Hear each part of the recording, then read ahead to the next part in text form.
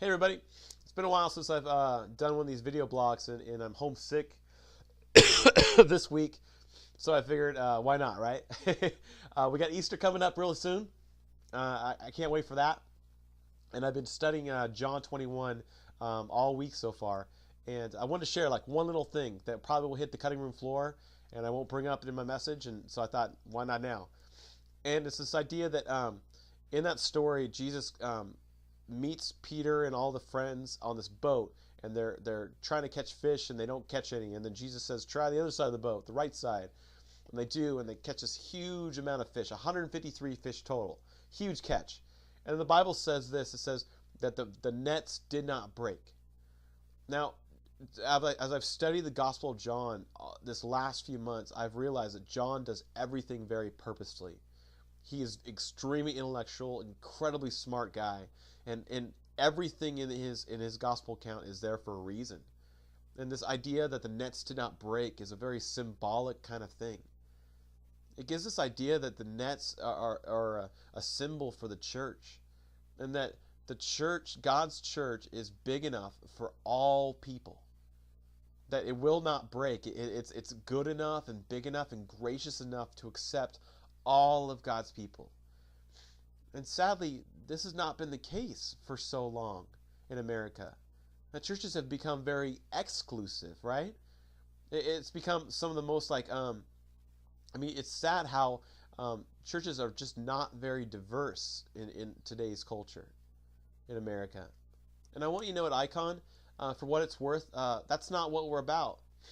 We're an extremely inclusive church that our nets are not going to break.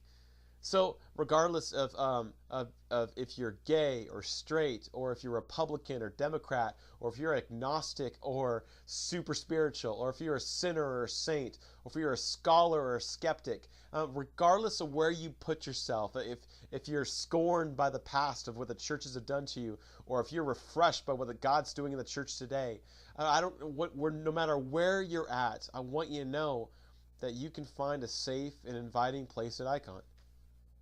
We thrive on diversity, and we're so thankful that not everyone looks and acts the same at our church, that you can come and truly be yourself and experience God with a bunch of other people that we freely admit we don't have everything put together. We have this saying at Icon that goes, "No perfect people are allowed." And it's true. Like, we freely admit by entering those doors that we really need God's help, and we're collectively, as a community of faith, desiring to know Him better. So here's a little commercial pitch, right?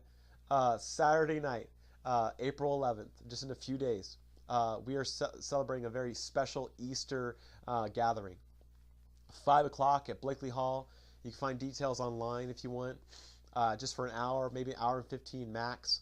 We'll have some great food, some really, really nice beverages, and a loving community of people that will really, really accept you for who you are, and yet grow with you as we experience God that is real and meaningful in our lives and gives hope, especially around this Easter season and the current economic state that we find ourselves in.